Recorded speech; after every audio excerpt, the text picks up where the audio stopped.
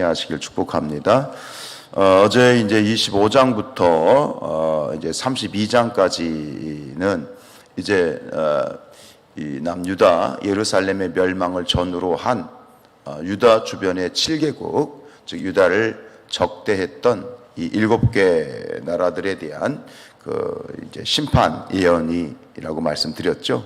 그래서 어제 25장에서는 이제 요단강 동편에 있는 암몬, 모압, 에돔, 서편에 있는 블레셋까지 4개국이었고요. 오늘 26장부터 27장, 28장, 3개 좀 굉장히 많은 분량에서는 이제 페니키아의 두 도시, 두 자매 도시라고 말하는 두로와 시돈의 멸망을 이제 이야기하는데, 이제 이 26, 27, 28장을 함께 묶으면 총 5개의 단락으로 되어 있어요. 5개의 문장으로 되어 있는데, 그 5개의 문장 중에 앞에 있는 4문장이 두로에 대한 심판, 그리고 마지막 한 단락이 이제 시돈에 대한 심판, 주로 두로에 대한 심판이 주를 이루고 있어요. 이제 그 총 분량으로 말하면 총 76절이 있죠. 그러니까 장수로 말하면 3장, 무려 3장에 가까운데, 이만큼 두로에 대한 심판의 내용이 많다, 그 분량이 많다라고 하는 것은 그만큼 두로라고 한 나라가 당대의 강대국이었다는 이야기입니다. 앞서 말씀드린 것처럼 두로와 시돈은 페니키아의 두 자매 도시라고 했는데, 이 페니키아 사람들이 굉장히 당대의 어떤 애국과 더불어서 바벨론 제국을 견제할 만큼의 굉장히 강력한 그러한 군사력을 가지고 있었는데, 그 이유는 이 페니키아인들은 당시에 그 해상 무역을 장악하고 있었어요. 여기 17절에 보면 뭐라고 되어 있냐면 항해자라고 되어 있죠. 17절에 보면 그들이 너를 위하여 슬픈 노래를 불러 이르기를 항해자가 살았던, 그랬죠. 항해자가 살았던. 항해자라고 불릴 만큼 바다에 강했고, 그리고 당대 해상 무역을 장악했고, 경제적으로 굉장히 아주 강대했다는 얘기죠. 그만큼 경제적으로 뿐만 아니라 또 뭐 문화적으로나 이런 어떤 이 다른 부분에 있어서도 정치적으로나 문화적으로도 아주 큰 그러한 강대국이었어요. 특별히 이 페니키아 사람들에게 유명한 건 뭐냐면, 이 페니키아 사람들이 헬라인들에게, 히라빈들에게 알파벳을 전달했다라고 합니다. 굉장히 그것은 이제 이 언어, 알파벳 그 글자를 전달할 만큼 또 이 문화적으로도 굉장히 발달을 했다라고 한 이해가 될 수 있어요. 그리고 그 페니키아인들의 제1의 도시, 그것이 바로 두로입니다. 뛰어난 항해 기술을 가지고 있었고요. 그런데 오늘 그러한 강대국이었던 페니키아 두로, 그리고 평소에는 사실은 이 두로와 시돈은 이 남유다와 굉장히 잘 지냈다고 합니다. 적대국은 적대 관계에 있지 않았다라고 해요. 그런데 오늘 하나님께서는 에스겔을 통해서 이 두로에게 심판을 예언하셨잖아요. 그 이유가 무엇일까요? 2절에 보세요. 2절에 보면 인자야 두로가 예루살렘에 관하여 이르기를 아하 만민의 문이 깨져서 내게로 돌아왔도다. 그가 황폐하였으니 내가 충만함을 얻으리라 하였도다. 이게 무슨 얘기냐면, 예루살렘 남유다가 멸망을 할 때 그 모습을 보고 평소에는 잘 지냈어. 그런데 예루살렘이 망할 때 뭐라고 하면 아하 뭐 앞에서 암몬 이야기할 때도 나왔잖아요. 아하 이 말하면 잘 됐다 이 얘기예요. 아니 우바공기인 줄 알았는데, 형제인 줄 알았는데 예루살렘이 망하니까 깨소금이다 이러고 있는 거예요. 이거 이 등에다가 칼을 꽂는 그러한 식이 되어 버린 거예요. 그러니까 그 만민의 문이 깨져서 내게 돌아왔도다. 그가 황폐하였으니 내가 충만함을 얻으리라. 내가 충만함을 얻으리란 말은 뭐냐면, 내가 모든 것을 다 차지하게 되었구나. 이게 무슨 얘기냐면, 이 유다가 사실은 같은 뭐 우호적으로 잘 지내긴 했지만 경제적으로 봤을 때 경쟁 국가였던 거예요. 그러니까 한 경쟁 국가가 망하니까 그 이제 해상 무역에 대한 모든 부분들을 이 두로가 독점하게 됐잖아요. 독점하게 됐잖아요. 그러니까 그 부분에 대해서 아주 선민의 이 멸망을 너무 좋아하고 했다라고 하는 그런 어떤 부분이죠. 사실 이 부분에 있어 1차적으로 우리에게 보여주는 건 뭐냐면 사람을 의지하면 안 된다라고 하는 거예요. 평소에 잘 지냈어요. 근데 결국 뭐예요?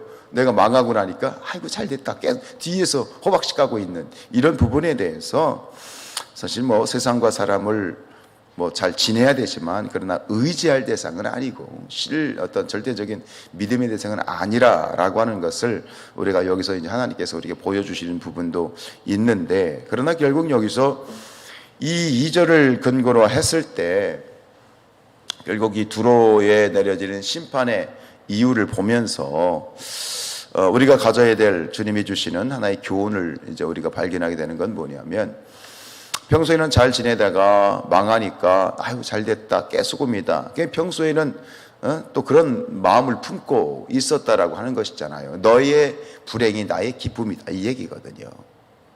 얼마나 이기적이고 정말 얼마나 못된 마음이에요. 이것은 이게 뭡니까? 이것은 하나님이 기뻐하시는 마음이 아니라고 하는 거예요. 겉으로는 웃으면서 뒤에서는 칼을 품고 있는, 겉으로는 확 좋아하면서도 뒤에서는 저거 망해야지 하는 그런 마음. 결국 망하니까 뭐예요? 아이고 잘 됐다. 이제 내가 모든 걸 차지할 수 있게 되었다. 이런 어떤 이기적이고 정말 그런 사특한 마음, 이것은 하나님의 마음이 아니죠. 앞에 25장 3절에서도 똑같은 말을 했죠. 암몬 족속이, 너는 암몬 족속에게 이르기를, 뒤에 보면 유다 족속이 사로잡힐 때에 네가 그들에게 대하여 이르기를 아하 좋다 이렇게 여겼다 그랬잖아요. 이게 암몬 족속이 망한 이유였던 것처럼 오늘도 그 두로도 비슷한 맥락으로 볼 수 있어요. 앞에서 말씀드린 것처럼 예루살렘의 멸망을 보고 기뻐한 이유는 이제 상업적인 경쟁 상대이기 때문에 모든 해상 무역의 이익을 독점할 수 있기 때문이지요. 이런 이기적인 태도, 뭐 세상적으로도 마찬가지겠지만 특별히 하나님을 믿는 그리스도인들에게 있어 이런 태도는 말도 안 되는 태도이고, 이런 태도는 절대 우리가 품어서는 아니 되는, 결국 뭐예요? 죄죠. 죄라고 하는 거예요. 우리 삶이라고 하는 것, 인간 관계라고 하는 것은 우리가 이제 세상에 이런 삼라만상을 보면 하나의 생태계라고 얘기하잖아요. 모든 나무라든가 공기라든가 뭐 햇빛, 이런 모든 것들이 이제 서로 이렇게 살 수 있는 것은 하나의 생태계를 이루고 있기 때문이다. 생태계라는 것은 뭐냐면 모든 것들이 서로 유지되고 결국 상생할 수 있는 연결고리가 이제 생성이 됐다는 거잖아요. 그래서 서로가 서로에게 주고받는, 우리가 소위 말 이런 거죠. 우리가 숨을 쉬면 숨을 수 있어서 내뿜는 게 뭐예요? 대부분 산소예요, 이산화탄소예요. 이산화탄소를 내뿜는데 이 식물들은 우리에게 뭘 줘요? 산소를 주죠. 이런 관계. 왜? 우리가 내뿜는 이산화탄소를 얘들이 먹고 얘들은 산소를, 그러니까 서로 함께 상생을 통해서 연결되어지고 함께 살아가는 이 생태계를 말하는 거잖아요. 그러니까 사람의 관계도 생태계예요. 사람이 서로가 서로에게 있어서 함께 공존하고 서로가 서로에게 주는 유익이 있고, 이것이 함께함으로 말미암아 우리가 함께 더불어 살아갈 수 있는 상생의 관계를 유지하는 인간관계도 하나의 생태계란 말이에요. 근데 이 관계성 속에서 뭔가 불편할 수 있고 서로에게 뭔가 걸림돌이 될 수 있는 것 같지만, 그러나 결국 뭐예요? 그것이 없으면 내가 죽는 거예요. 그런 이야기가 있어요. 어느 조그마한 우물에 그 물고기 2마리가 살았대요. 조그마한 우물이에요. 그러니까 한 물고기가 생각을 했대. 야, 이 우물에, 이 조그만 우물에 나 혼자 살기도 좁다. 쟤만 없으면 정말 내가 이 우물을 독차지해 가지고 내가 여기서 편하게 살 수 있을 것 같아.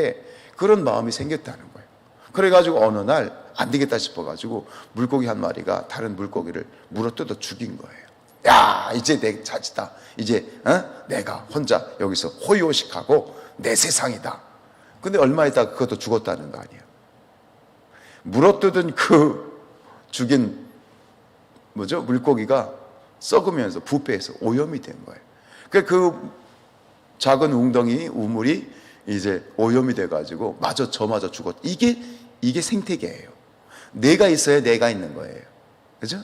내가 있어야 이게 하나의 연결고리가 되어지는 거죠. 이것이 결국 하나님께서 우리 사람을 관계성, 즉 사회적인 어떤 동물로 관계를 가지고 살아가는 인간관계의 상생관계를 가지고 창조하신 원리라고 생각해요. 그러니까 뭐예요? 서로가 서로를 귀하게 여기고 존귀하게 여기고 하는, 내가 있어야 내가 있는 것이지 내가 없으면 내가 편한 게 아니에요. 절대로 그런 게 아니란 말이죠. 그런데 오늘 두루가 보여지는 그런 이런 모습, 이것은 하나님의 창조의 원리를 깨는, 역행하는 그런 죄이고, 특별히 그것이 이스라엘 하나님의 선민에게 행해졌다는 부분에 있어서 하나님의 마음을 불편하게 만들었다라고 생각해요. 여러분, 우리가 삶에 있어서 진정한 형통의 삶을 누리시길 축복합니다. 근데 이 형통의 삶이라는 건 뭐냐면 관계의 어떤 생태계, 관계의 연결고리에 있어서 설령 내게 원수 같은 존재라 할지라도 그의 멸망을 기뻐하거나 그것을 좋게 여기면 안 돼요. 모든 이들은 나에게 필요한 존재라고 하는 거, 모든 이들을 귀하게 여기는 거, 이것이 바로 형통의 원리예요. 그 대표적인 사람이 누굽니까? 다윗 아닙니까? 이 다윗이 정말 일평생 원수가 있었잖아요. 사울, 그죠? 10년 이상 막 현상 수배범으로 다윗을 딱 찍어놓고 잡아 죽이지 못해가지고 안달났던 그 사울이 죽었어요. 그럼 우리 같으면 아이고 잘됐다, 그냥 알터리가 쏙 빠졌다 그러면서 그냥 잔치를 벌였을 거 아니에요. 그러나 다윗은 안 그랬어요. 잔치는커녕 금식하면서 슬퍼하면서 애곡을 했죠. 그게 바로 왜요? 그게 마음에 하나님의 마음이 있는 거예요. 그런 태도 자체가 바로 다윗이 점점 강성해져 갈 수밖에 없는 형통한 삶의 아주 중요한 일면이거든요. 우리는 삶에 있어서 가장 힘든 뭐예요? 우리가 직장생활 할 때도 마찬가지 아닙니까? 일이 힘든 게 아니라 관계가 힘든 거 아니에요? 근데 그 관계성을, 이 관계를 잘 못할 때 거기서 우리는 삶이 굉장히 피폐해져 가고 그걸 극복하지 못할 때 참 내가 힘들어지는 거예요. 그래서 잠언서 24장 17절 이하의 말씀에 보면 내 원수가 넘어질 때에 즐거워하지 말고 그가 엎드러질 때에 마음에 기뻐하지 말라라고 되어 있어. 네 원수가 넘어질 때, 죽을 때 즐거워하면 안 되고 그가 엎드러질 때 너희가 마음에 기뻐하면 안 된대. 왜냐하면 18절에 보면 여호와께서 이것을 보시고 기뻐하지 아니하신다는 거예요. 하나님께서 기뻐하지 아니하신다. 그것은 뭐냐면 하나님께서 기뻐하지 않는다는 것은 우리에게 유익하지 않다는 뜻이에요. 그러면서 그의 진노를 그에게 옮기실까 두려우니라. 아주 마음에 새겨야 돼요. 우리 삶이 그렇잖아요. 모든 삶이 관계의 문제성 속에서 원수 같은 존재들, 내게 싫어진 바 된 사람들을 절대로 그들의 멸망을 기뻐하면 안 돼요. 함께 있음에 감사해야 돼. 이게 우리 삶이에요. 삶이라는 건 뭐예요? 싫어도 좋아도 같이 지내는 거예요. 왜? 필요한 거예요. 이것이 인간관계에 또 우리 신앙에 굉장히 중요한 영적인 생태계이기 때문이죠. 로마서는 이렇게 얘기합니다. 즐거워하는 자들과 함께 즐거워하고 우는 자들과 함께 울라. 서로 마음을 같이하며 높은 데 마음을 두지 말고 도리어 낮은 데 처하며 스스로 지혜 있는 채 하지 말라. 아무에게도 악을 악으로 갚지 말고 모든 사람 앞에서 선한 일을 도모하라. 혹시 삶 가운데 뭐 다 불편한 사람들이 있지만 여러분 그 모든 것들을 오늘 말씀을 가지고 극복하고 이기고 또 사람의 마음이라는 게 쉽지 않잖아요. 그러니까 기도해야 되는 거예요. 하나님, 모든 사람을 함께 화목할 수 있는 마음. 기본적으로 우리가 서로를 존귀하게 여겨야 되는 중요한 이유는 뭐예요? 하나님이 나에게 보내준 사람이기 때문에. 그것이 어떤 사람이든 나에게 붙여주는 사람은 다 하나님이 내게 필요해서 붙여준 사람이다, 하나님이 보내준 사람이다라고 여겨야 돼요. 그러면 왜? 그 사람을 내가 대할 때 하나님을 대하듯 하고 그 사람을 대할 때 예수님을 대하듯 한다면 조금 더 우리의 관계 가운데 관계를 통해서 하나님의 형통의 은혜가 있게 될 줄로 믿습니다. 오늘도 모든 관계에 하나님의 승리의 은혜가 있기를 주님의 이름으로 축복합니다.